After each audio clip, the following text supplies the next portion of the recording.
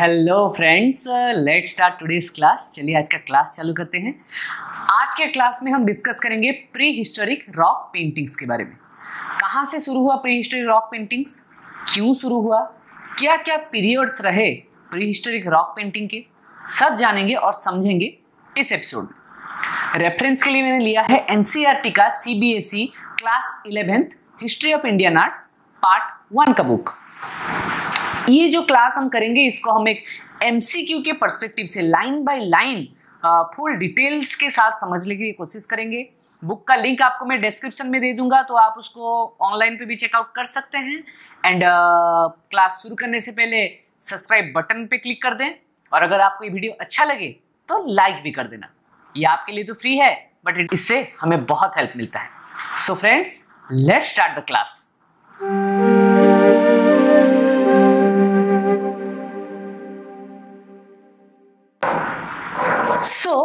कोई चीज को समझने से पहले अगर वो एक जियोग्राफिकल लोकेशन के ऊपर है या फिर उसके साथ ज्योग्राफी का कुछ पोर्शन ऐड हो रहा है, सो दैट हमें पहले उसके ज्योग्राफी को समझ लेना चाहिए, सो दैट हमें उसको समझने के लिए वो इजी हो जाता है। तो इसका भी प्री हिस्टोरिक रॉक पेंटिंग्स है, इसका भी एक ज्योग्राफी है। तो इसका जो ज्योग्राफी है आपको स्क्रीन में दिख रहा होगा कि जो इंडिया का जो मैप है, ये मैप में कहाँ कहाँ पे कौन कौन सी चीजें आए उसके बारे में है। जैसे ये वाला मार्क है, ये है एरिया विथ पेंटिंग्स। ऐसे ही ये वाला जो मार्क है, ये है area with engravings and paintings. ये मार्क है एरिया ओनली विथ एनग्रेविंग्स। और ये तो स्टेट कैपिटल इंपोर्टेंट टाउन, इसको तो बाद में हम जान भी सकते हैं। जो मैप है, ये मैप थोड़ा सा पहले का है, सो दैट पाकिस्तान यहाँ पे हमारे साथ ऐड है। और यहाँ पे मेनली जो हिस्टोरिकल साइट इंदस रिवर है वो भी यहाँ पे दिखाया गया है।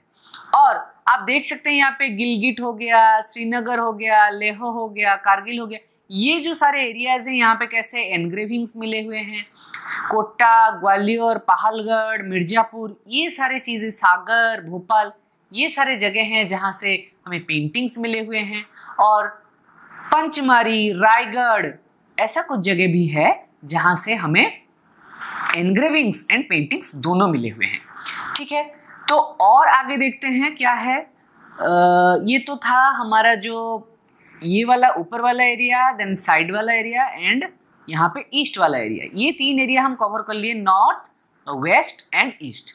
अभी थोड़ा सा साउथ को देख लेते हैं कि साउथ में क्या चीजें हैं। साउथ में यहाँ पे देखिए मुन्नार, वेत्तवलम, तिरुपति, इडिकाल केव, बेल्लारी, ये सारे जगह है। जो डेक्कन वाला पोर्शन है या फिर साउथ वाला पोर्शन है, यहाँ पे ये सारी चीजें आ रहे हैं, है ना। तो और क्या देखेंगे, और यहाँ पे देखते हैं कि ये मैप के बारे में और क्या है कि this map is showing pre historic sites. ये मैप किसके बारे में है? प्री हिस्टोरिक साइट्स के बारे में। प्री हिस्टोरिक साइट्स ये है जहाँ पे हमें पेंटिंग्स मिले हैं, एनग्रेविंग्स मिले हैं, कहीं कहीं पे पेंटिंग्स विथ एनग्रेविंग्स मिले हैं। ये था ऑल अबाउट द मैप। अभी चलते हैं हमारे कोर्स की तरफ या फिर हमारे स्टडी की तरफ, जिसका नाम है प्री हिस्टोरिक रॉक पेंटिंग्स, और जिसमें आपको ये कुछ इमेजरी दिख रहे हैं कैसे प्री हिस्टोरिक रॉक पेंटिंग्स बने हुए थे। ओके, ये यहाँ पे ये जो सिंबल दिया गया है, नीचे नीचे और भी सिंबल्स हैं, उसको देखेंगे। The distant past when there was no paper or language or written word and hence no book or written documents is there called prehistoric। Mainly क्या बताया जाता है कि जो हिस्टोरिकल रिकॉर्ड में नहीं है, जो चीजें हिस्टोरिकल रिकॉर्ड में नहीं है, उसको हम बोलते हैं प्री हिस्टोरी, जिसमें पेपर नहीं आया है, लैंग्वेजेस नहीं आए हैं, डॉक्यूमेंट्स नहीं है, ये सारी चीजें नहीं है। उसको हम क्या बोल रहे हैं? Prehistoric. How people lived in those times was difficult to surmise until the scholars began to discover the places where prehistoric people lived. क्या है, जब तक उनको प्री हिस्टोरिक साइट्स के बारे में पता नहीं था, तब तक वो नहीं जान पा रहे थे कि उनका जो लाइफ स्टाइल है वो कैसे चल रहा था, वो नहीं जान सकते थे। तो अगर हम, जैसे कि मैं बोला कि एमसीक्यू के पर्सपेक्टिव से देखूंगा, तो पहले तो प्री हिस्टोरिक क्या है ये देख लिया एमसीक्यू के पर्सपेक्टिव से, देन कैसे डिस्कवर हुआ ये देख लिया। हाँ, एग्जीबिशन एट दिस प्लेसेस जहां जहां से एग्जिबिशन हुए तहां पे क्या मिला, light, old tools, potteries, habitat, bones of ancient human beings and animals. जहां जहां पे मैं रेड मार्क कर रहा हूं दैट मीन्स ये एक पोर्शन है जहां पे मैं कोशिश कर रहा हूं आपको एमसीक्यू का चांसेस दिखाने के लिए कि ये पोर्शंस में एमसीक्यूज आ सकते हैं। Okay, drawings and cave walls. By piecing together the information deducted from these objects and the cave drawings, scholars have constructed fairly accurate knowledge about what happened and people lived in the prehistoric times।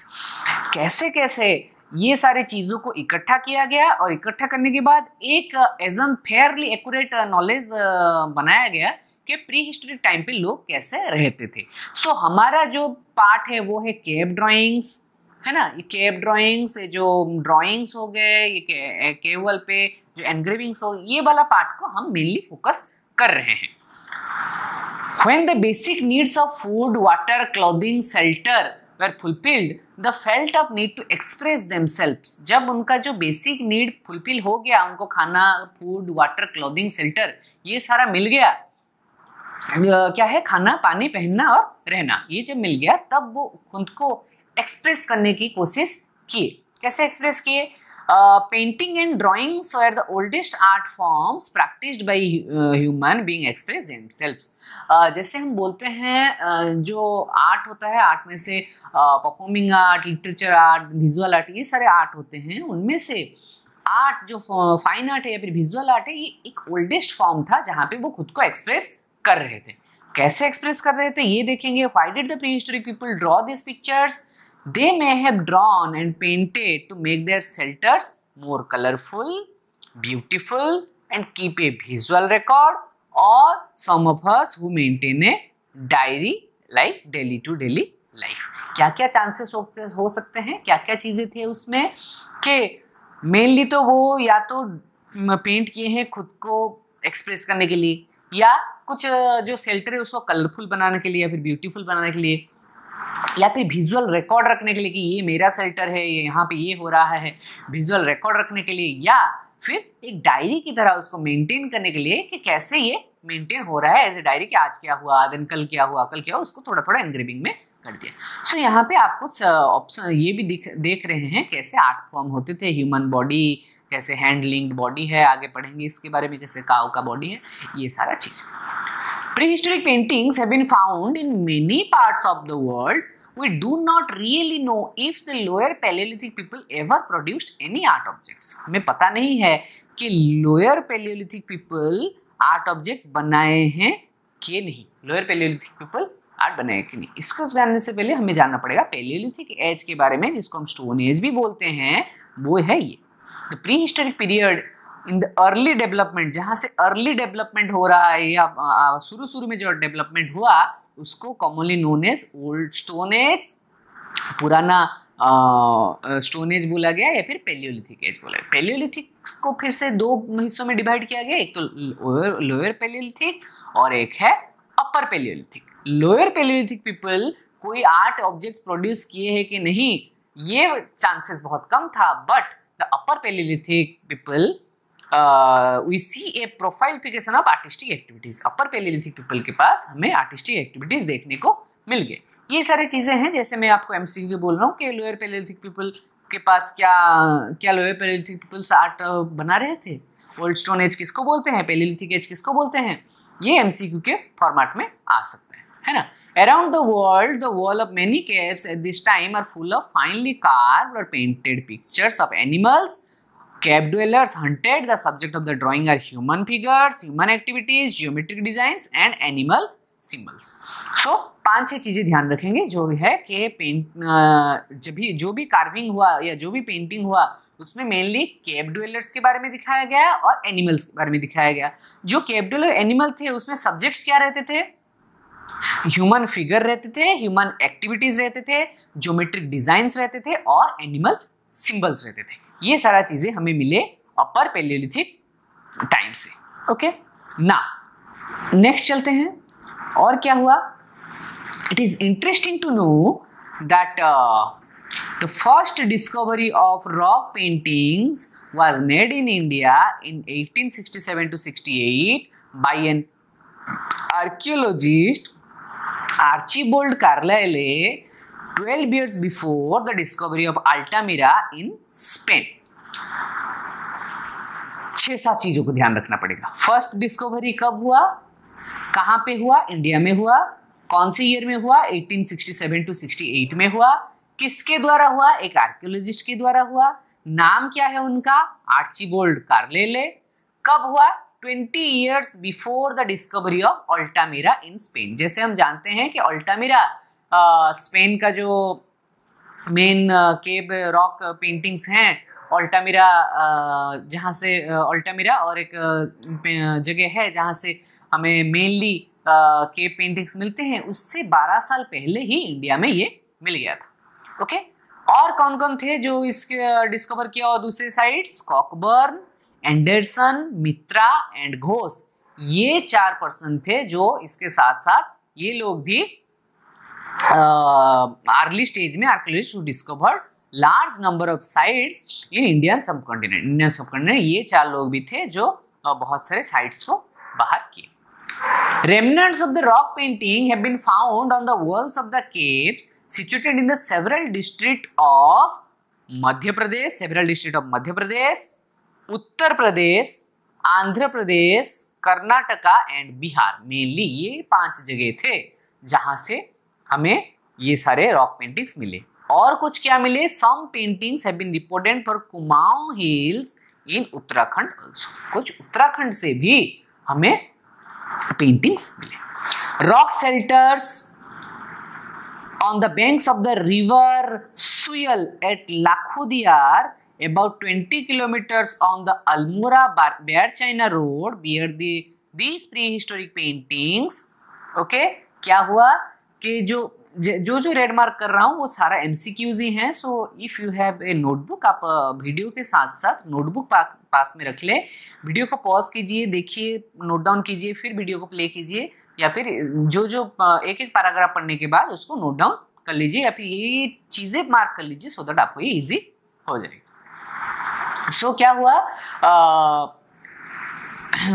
River सुयल के पास लाखोदियार है जो कि 20 kilometre Almora बेयर China road से 20 kilometre आगे है, जहां पे प्री हिस्टोरिक पेंटिंग्स मिले। लाखोदियार का मतलब क्या है, लाखोदियार लिटरली मीन्स 1 लाख केव्स, जहां पे 1 लाख गुफाएं हो उसको हम बोलते हैं लाखोदियार। The paintings here can be divided into 3 categories। यहाँ पे जो पेंटिंग बने उसको 3 कैटेगरी में फिर से डिवाइड किया गया। पहले हम वहां पे सब्जेक्ट मैटर देख रहे थे, यहाँ पे भी पेंटिंग को डिवाइड कर दिए। क्या क्या है वो, man, animal and geometric patterns, 3 चीजों में डिवाइड किया गया, मैन, एनिमल, ज्योमेट्रिक पैटर्न्स। उस कौन कौन से कलर में, white, black and red occur, 3 colour भी डिवाइडेड हो गए, white, black and red ochre से ही ये बना। Humans are represented in stick-like forms। जैसे हम इसके ऊपर देखे थे ऐसे stick-like form, जैसे हम वारली पेंटिंग देखते हैं stick-like form में, है ना, वैसे ही humans are depicted in a stick-like forms। stick-like form में human को बनाया जाता था। Okay, a long-snouted animal, a fox, a multiple-legged lizard are the main animal motifs। जो एनिमल के मोटिव्स बनते थे उनमें मेन ये 3 प्राणी थे जिसका मोटिव्स बनते थे। वे भी लाइंस बनते थे, रेक्टेंगल फील्ड ज्योमेट्रिक डिजाइंस बनते थे, and the group of dots can also be seen here, dot dot भी किया जाता था। One of the interesting scene depicted here is of handling dancing human figures. Handling जो dancing human figure है वो यहाँ पे मेनली दिखाया गया।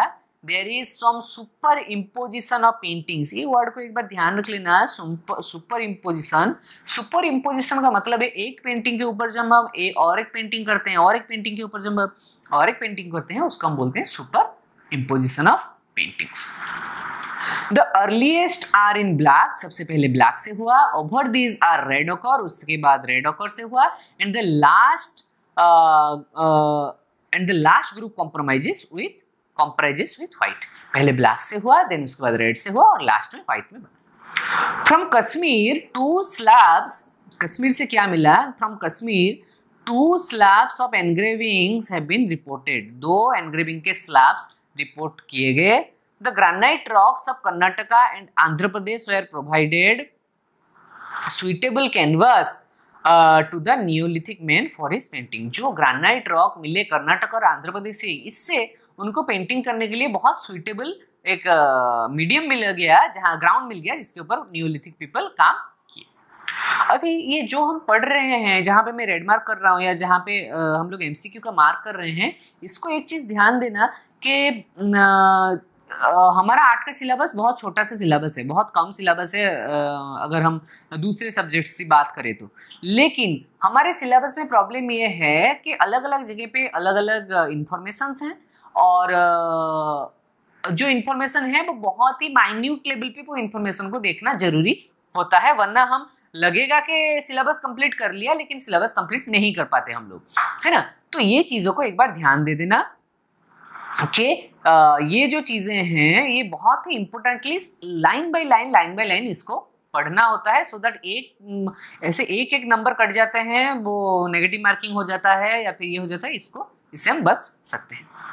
There are several such sites, but more famous are Kuppagallu, Pilkihal and Tekalkota. Kuppagallu, Pilkihal और Tekalkota थे main sites इसके. Famous among them, three types of the painting have been reported from here. Paintings in white, paintings in red ochre over white background and paintings in red ochre. 3 तरह के painting मिले. एक तो white में painting बना, एक white background के ऊपर रेड का पेंटिंग बना, या ओनली रेड का पेंटिंग बना. तो आप यहाँ पे भी देख सकते हैं, या जैसे डायरेक्टली रेड पे बना हुआ है कुछ, व्हाइट के ऊपर रेड में बना हुआ है कुछ, ये सारे पेंटिंग्स हैं जो वहाँ पे मिल रहे थे. सो फ्रेंड्स, आज के क्लास के लिए बस इतना ही. ऐसे बहुत सारे माइन्यूट लेवल पे पढ़ते पढ़ते टाइम ज़्यादा बढ़ जाएगा एंड वीडियो लंबा हो जाता है, तो कहीं ना कहीं हमें भी थोड़ा सा मुश्किल होता है पढ़ने के लिए.